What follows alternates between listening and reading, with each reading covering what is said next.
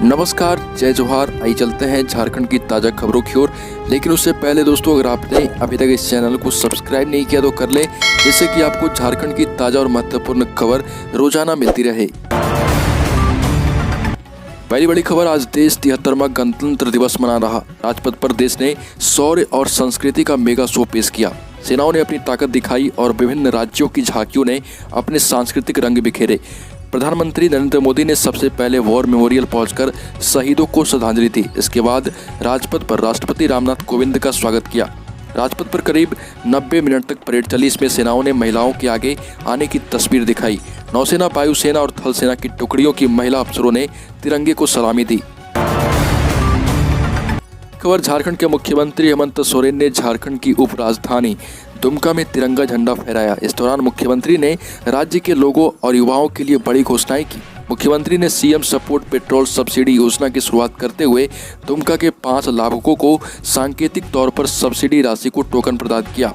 इन लाभुकों में संतोष मुर्मू, विभिन्न रिस्कू और भी कई मौजूद थे। इस योजना के तहत अब तक पूरे राज्य में 7,298 आवेदन को स्वीकृति दी गई। योजना की शुरुआत के साथ पूरे राज्य में 58,000 लाभुकों के खाते में सब्सिडी की राशि 250 रुपये जमा हो जाएगी। अगली खबर, पेट्रोल सब्सिडी योजना की शुरुआत के साथ मुख्यमंत्री ने 4,142 पदों पर नियुक्ति की अधियाचना जेएसएससी को भेज दी। तो सोरेन ने कहा कि राज्य सरकार द्वारा वर्षों से लंबित रहे रिक्त पदों पर नियुक्ति की प्रक्रिया को गति प्रदान करने के लिए विभिन्न नियुक्ति नियमावलियों एवं परीक्षा संचालन के गठन संशोधन की कार्यवाही की गई। राज्य के युवाओं को सरकारी नौकरी में अधिक से अधिक अवसर प्रदान करने का समय अब आ गया है। झारखंड में आ सकता है राजनीतिक भूचाल। झारखंड में भाजपा को सरकार बनाने के लिए चाहिए सिर्फ 10 विधायक।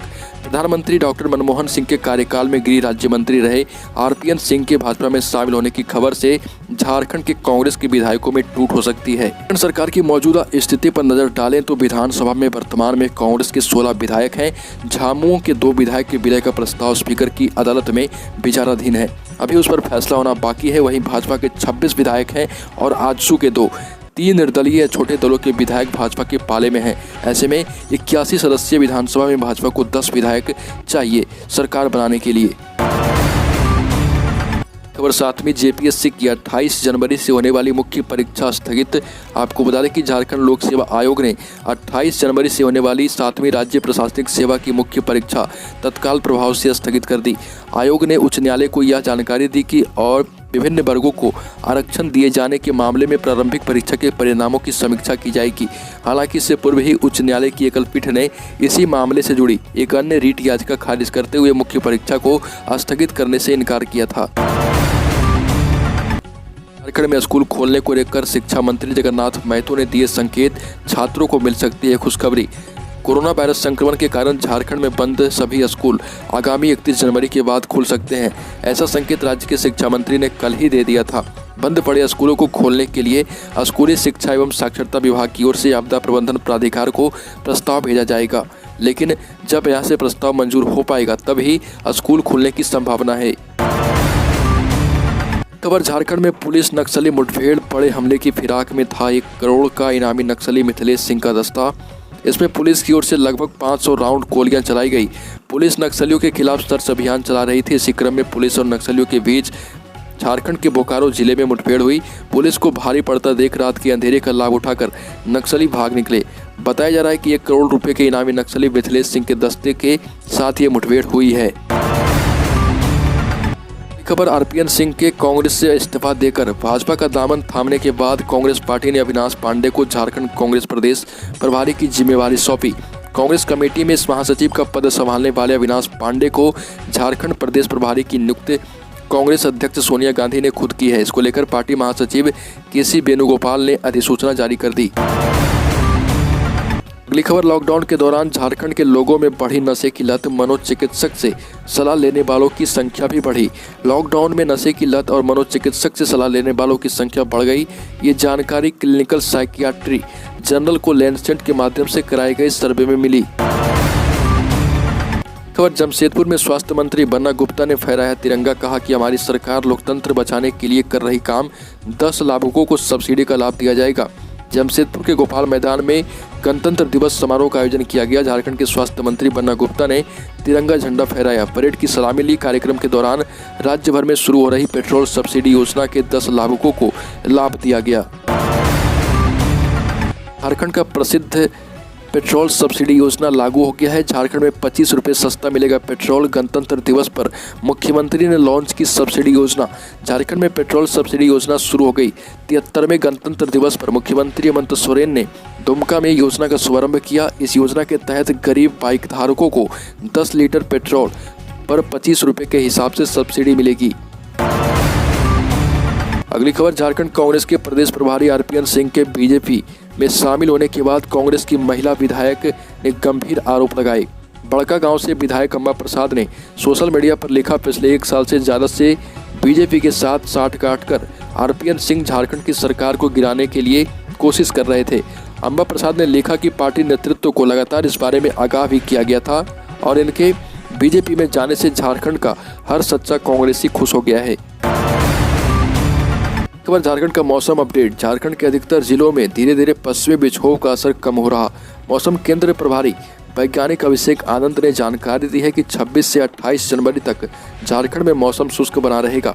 बंगाल की खाड़ी से उठी गर्म हवा निचले स्तर पर ठंडी हवा ऊपर हो रही है। गर्म हवा ऊपर नहीं जा पा रही, इस कारण कोहरा बन रहा।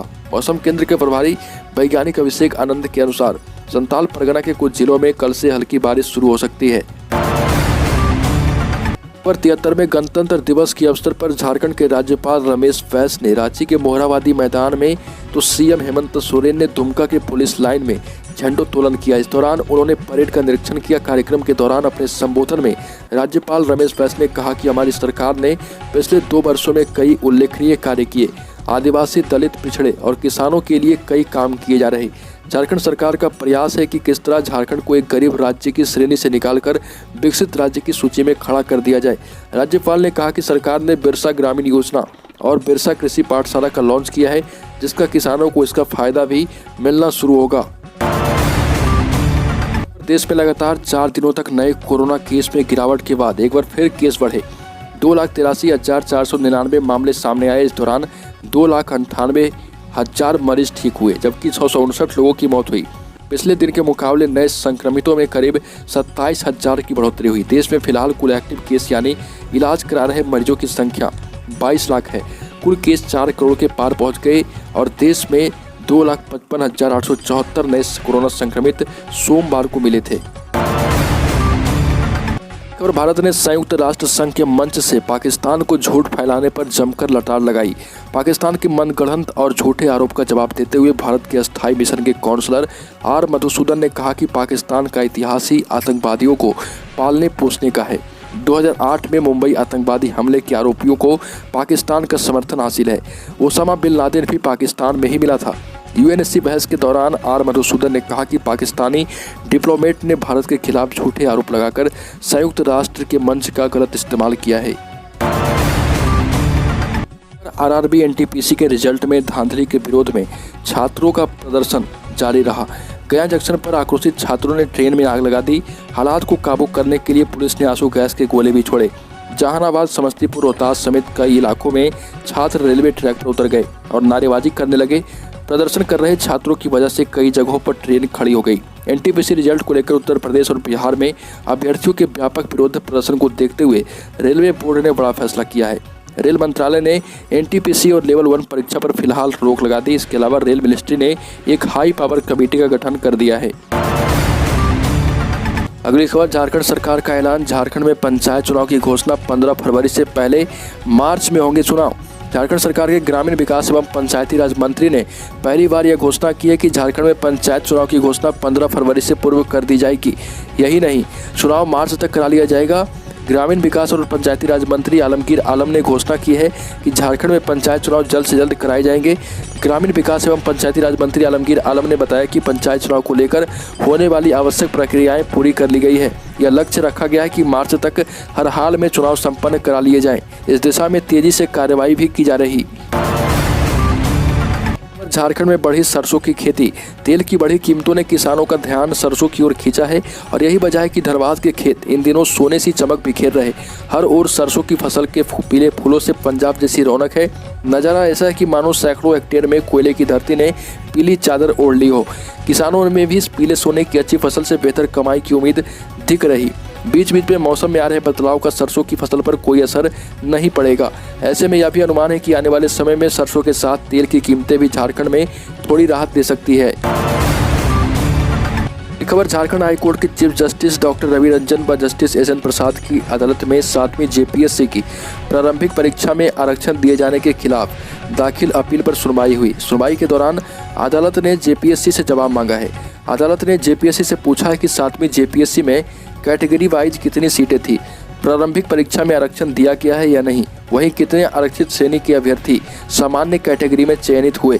इस सभी बिंदुओं पर जेपीएससी से हाईकोर्ट ने जवाब मांगा है। तो दोस्तों, झारखंड की ताज़ा खबरों में अभी के लिए इतना ही। अगर आपने अभी तक इस चैनल को सब्सक्राइब नहीं किया तो कर ले, जिससे कि आपको झारखंड की ताज़ा और महत्वपूर्ण खबर रोजाना मिलती रहे।